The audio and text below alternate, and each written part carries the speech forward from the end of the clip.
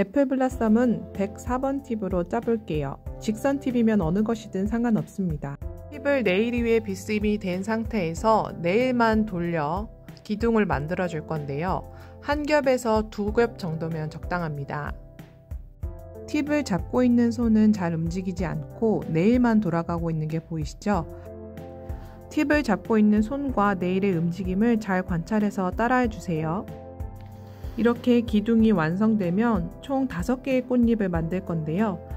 시계 방향 기준으로 11시에 시작해서 1시에 마무리하는 꽃잎을 만들어 볼게요. 11시 방향에 팁을 대고 네일을 서서히 돌려서 1시에 팁을 아래로 내리며 마무리합니다. 총 5개의 꽃잎을 짜야 하니까요. 공간 분할을 잘 해주시는 게 중요합니다. 다음 잎도 같은 방식으로 반복합니다. 여러분들이 꽃잎을 짤 때 가장 착각하는 것이 뭐냐면요. 팁을 들고 있는 오른손이 꽃의 모양을 만든다고 생각하는 거예요. 사실은 그렇지 않고요. 팁을 들고 있는 오른손은 거의 움직이지 않고 네일이 스핀을 이용해서 꽃잎이 만들어진다고 생각하시면 돼요. 자세히 보시면요. 팁은 아래서 위로 갔다가 다시 아래로 1mm씩 아주 작게 움직이고요. 네일이 회전을 하면서 둥근 꽃잎 모양을 만드는 걸 확인할 수 있어요. 자, 이제 네일에서 꽃잎을 떼어내 볼게요. 이렇게 납작한 꽃을 떼낼 때는요. 가위를 꽃잎 근처에 갖다 대고 완전히 오므리지 않은 상태에서 네일을 돌려서 꽃잎을 떼줍니다. 다음은 더 작은 애플 블라썸을 만들어 볼게요. 102번 팁을 준비해 주세요. 동일하게 팁을 대고 네일만 돌려서 기둥을 만들어 주세요.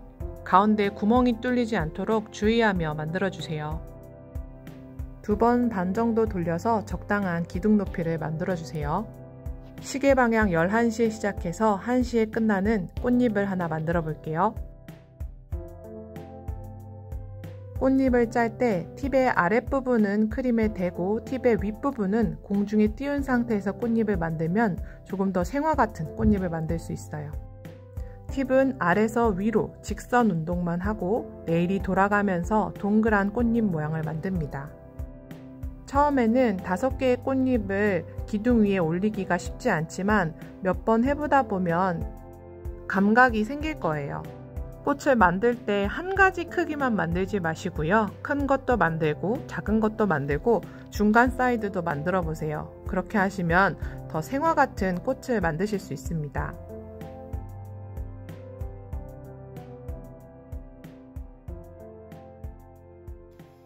자, 이해하기 쉽도록 옆에서 한번 볼게요. 기둥을 만들어 줍니다. 오른손은 거의 움직이지 않고 왼손에 네일만 돌려서 기둥을 만들어 주세요. 네일이 더 이상 돌아가지 않는다면 잠시 멈췄다가 다시 끊어진 부분부터 다시 시작해 주시면 됩니다. 2바퀴 반 정도 돌렸으면 적당해요. 팁의 각도가 아래는 좀 더 내려가 있고 윗부분은 좀 더 위로 떠 있는 거 보이시죠? 이렇게 하면 좀 더 나풀나풀한 모양의 꽃잎을 만들어서 더 생화 같은 느낌을 줄 수 있어요.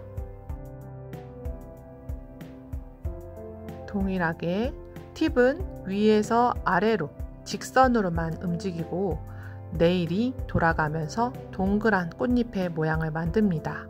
팁을 이용해서 동그랗게 꽃잎을 그리려고 하지 마세요.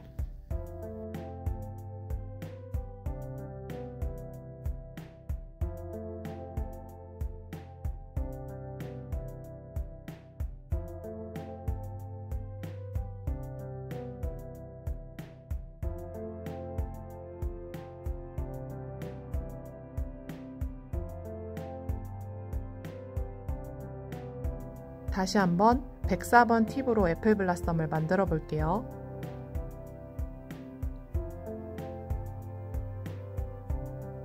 팁의 각도는 90도보다 살짝 오른쪽으로 기울여 주시고 움직이지 않는 상태에서 네일을 돌려 동그란 형태의 기둥을 만들어 주세요. 2겹에서 2겹 반 정도가 적당합니다. 꽃잎 5장을 올리는 비중 잡기가 어려우시다면 처음부터 네일 위에 유성 매직으로 꽃잎 모양을 5장 그리고 그 위를 따라 그리는 연습을 하면서 해보시면 훨씬 쉽고 이해되기 편하실 거예요.